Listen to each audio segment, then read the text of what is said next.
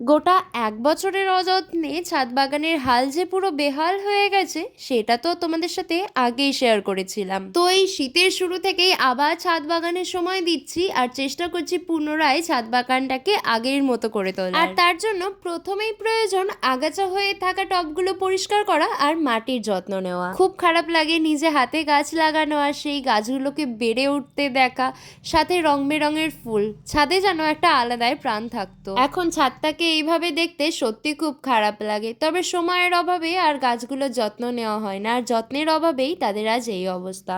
তো মোটামুটি সব টবই আমার পরিষ্কার হয়ে গেছে, আর নার্সারি যাব করে আর যাওয়াই হচ্ছে না। তো বাড়ির বাইরে দিয়ে এই কাকু যাচ্ছিলেন তার ভ্যানে করে, এক ভ্যান গাছ নিয়ে। তো প্রায় অর্ধেক ভ্যান তার খালি করে নিয়েছি। আমি প্রায় ৩০-৩৫টা মতো গাছ নিয়ে নিয়েছি তার থেকে। আবার আগের মতো সেজে উঠবে আমাদের ছোট্ট ছাদ বাগান।